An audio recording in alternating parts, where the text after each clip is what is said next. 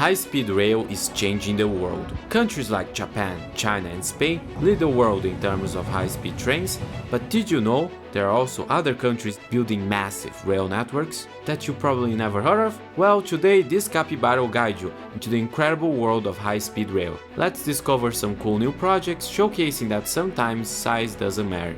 Starting Egypt, a land of ancient wonders and vibrant cities. It is on the blink of a transportation revolution. Imagine traveling this vast country at speeds of up to 230 km per hour, connecting the country. The Egyptian government, in collaboration with Siemens Mobility, has embarked on an ambitious project to construct a 660 km long high-speed rail line. This green line will link the Red Sea port of, however you pronounce that, to the Mediterranean shores of Marsa Matruh, passing through Cairo and Alexandria, and the new capital that no one cares for. A significant highlight was the unveiling of the first Velaro high-speed train tailored for the network at InnoTrains 2024. This event showcased the global significance of this new high-speed project. With the first phase set to be complete in 2027, Egypt is poised to transform its transportation landscape, offering millions a faster, greener way to explore the nation's rich heritage and promising future. But I wouldn't be surprised if it was delayed. Turkey has a quite impressive rail network, connecting some very important cities. Take for instance the Istanbul or Constantinople to Ankara high-speed line. Istanbul is a landmark city full of culture and home to nearly 16 million people.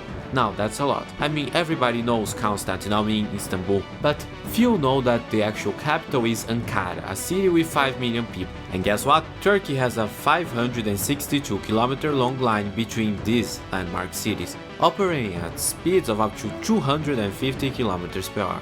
And the best part? You can travel on the the DHT-800 train sets, also known as the Siemens Velaro. So Turkey is definitely a country that should not be overlooked. Next up we have Uzbekistan. Now, you probably have no idea of what or where Uzbekistan is, so let me show it to you.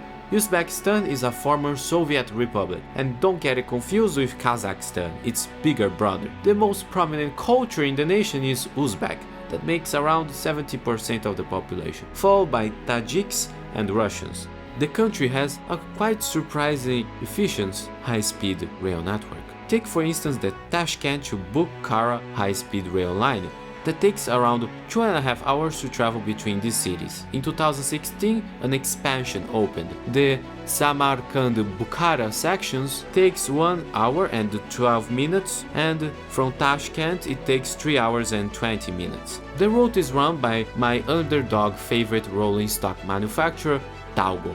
The train sets used here are the Talgo 250 variety, also known as the Patitos because they look like ducks. That's why I like Talgo so much. Don't worry, Stadler, you're still my favorite. Anyway, in 2024, Uzbekistan acquired 6 high-speed trains from Hyundai Rotem. Fun fact, the contract signed by Uzbekistan Railways and Hyundai Rotem makes the first export for high-speed trains developed with Korean technology. Must be from watching all the K-dramas.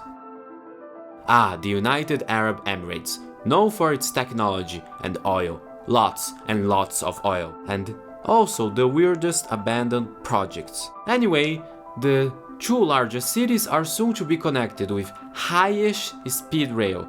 Dubai and Abu Dhabi, don't get too confused. Etihad Rail is being developed in line with Abu Dhabi Economic Vision 2030 and the United Arab Emirates Vision 2021. Yeah, don't get those confused as well. Now, this project is not electrified. Instead, the rolling stock will run on diesel by CRRC. So you might not consider this project high-speed rail, and that's fair. After all, I'm just a capybara, but it's a cool project I wanted to talk about. First phase will be the opening of a normal passenger line, then the high-speed one. The passenger line project will slash journey times between the 2 largest cities and hopefully cut down the highway traffic. The interiors will feature first and second class accommodations, family zones, Wi-Fi, and powerful air conditioning. CRC is expected to deliver 21 passenger diesel multiple units to Etihad Rail, operating at speeds of up to 200 km per hour, taking 57 minutes to travel between these 2 cities. Then will be the high-speed line of up to 350 km per hour, allegedly. The distance between these economic hubs is quite short, so it will result in a half-hour trip. In my opinion, it's not enough time to enjoy the city, the vistas, and the onboard restrooms. While launch date has yet to be confirmed, I wouldn't expect if this project was delayed.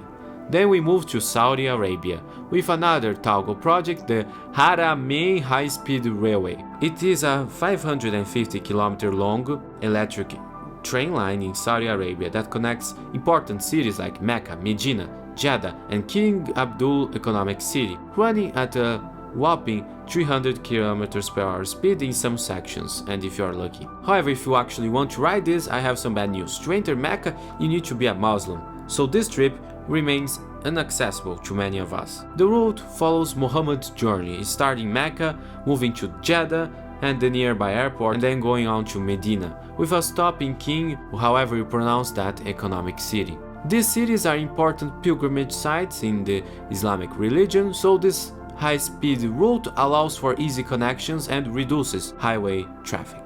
Then let's move to India, currently one of the biggest high-speed lines being built, and it's quite controversial. You can say it's the KSR of India. The project is partially spearheaded by Japanese companies. India is making significant strides in modernizing its transportation infrastructure, with the Mumbai to Ahmedabad, did I say that right? High-speed rail corridor at the forefront. This ambitious project aims to connect Mumbai in Maharashtra to Ahmedabad in Gujarat. As of early 2025, the National High-Speed Rail Corporation Limited announced that 100% of the required land has been acquired in both Maharashtra and Gujarat.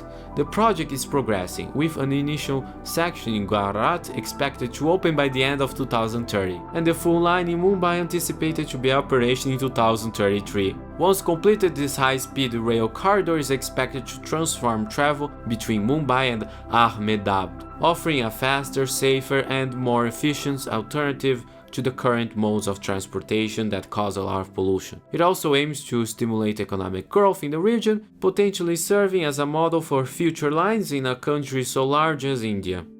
It is set to operate the all-new E10 Shinkansen train sets. Outside of Japan and Taiwan, we don't see this stylish design of the Shinkansen, so it would be quite cool seeing this project running. Hopefully Texas Central will also be happening. Now let's move to Indonesia, one of the most diverse nations on earth. It is the largest Muslim nation, but it also has some notable religious minorities like Hindu and Christians.